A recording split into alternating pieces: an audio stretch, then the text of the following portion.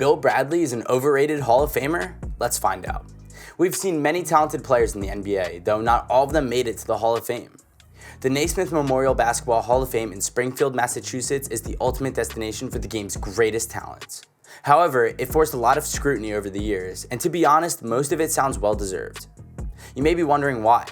Among many reasons, one is that there was a lot of undeserving players in the Hall of Fame. For today's video, we have gathered a list of some of the worst Hall of Famers in the history of the NBA.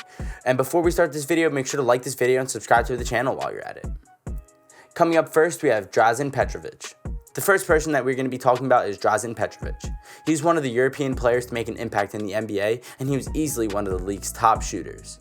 However, his career was cut short when a car accident tragically ended his life just after 4 seasons. This happened when he was just 28 years old, and at the time, Petrovic was a member of the New Jersey Nets and had averaged 22.2 points over the last 2.5 seasons, being traded to the team from the Portland Trail Blazers, where he had basically been a non-factor. You may be wondering, why is he on this list? Well, I don't mean to sound like I'm trying to put a damper on the man's career or being a hater, but I personally think the idea of letting someone into the Hall of Fame simply because the basis that their career was cut short and their full potential was never realized is kind of illogical. I'm not saying that Petrovic was a bad player.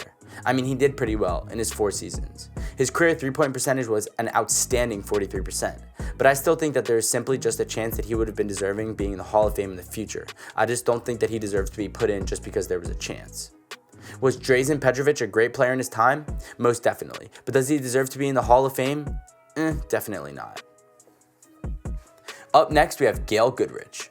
Gail Goodrich was among many players who received national attention while playing under John Wooden at UCLA.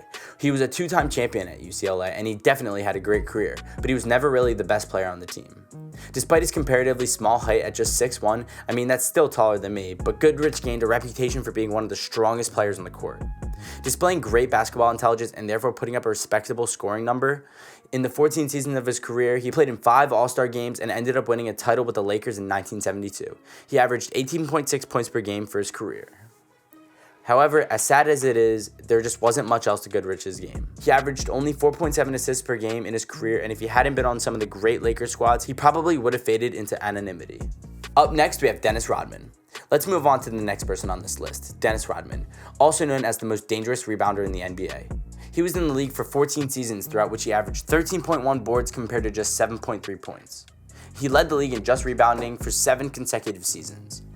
Rodman's defense earned him 5 championships, out of which 2 were built with the Detroit Pistons and 3 with the Chicago Bulls. He was also named Defensive Player of the Year twice and earned 2 All-Star selections. Yet, while he was an exclusive defensive player, Rodman does not belong in the Hall of Fame. Why? Well, because despite his skills on the hardwood, he was just not a Hall of Fame person. Hear me out on this one. His career was stained by controversy wherever he went. An example would be in Detroit. I mean, he seemed to just stop caring about the resignation of head coach Chuck Daly, with whom he had a close relationship. He was traded to the San Antonio Spurs and ended up immediately gaining a reputation as a dirty player by headbutting players like John Stockton. The cherry on top is that he repeatedly clashed with the front office. Rodman finally appeared to have found his place again when he was traded to the Chicago Bulls in '96, but he was still a dirty player and a headache. At one point, he was suspended for 6 games after headbutting a referee. Like, that's just funny. But after the 1998 season, the Bulls released Rodman and moved on to the Los Angeles Lakers, for which he just played 23 games. Rodman may be a Hall of Famer on paper, but his reputation as a head case and locker room cancer makes him anything but that. And in the final spot, we have Bill Bradley. Bill Bradley was a significant member of the New York Knicks for 10 seasons before retiring to pursue a career in politics. Bradley being a Princeton graduate and a Rhodes Scholar, he represented New Jersey in the Senate for over 18 years. He even tried running for president in the 2000 election, but he lost in the Democratic nomination. While he may have been a deserving Hall of Fame in terms of being a politician to some, Bradley's selection in the Naismith Memorial Basketball Hall of Fame in 1982 is very puzzling. I mean, yeah, he won 2 championships with the Knicks in 1970 and 1973 and was an All-Star in '72, but that's about it. In terms of statistics, Bradley was fairly mediocre. Over the course of his career, Bradley averaged just 12.4 points and 3.2 rebounds. His career field goal percentage is pretty decent at just around 45%, but that is the only statistic that really jumps out. Otherwise, he's just an average player who just happens to be in the Hall of Fame.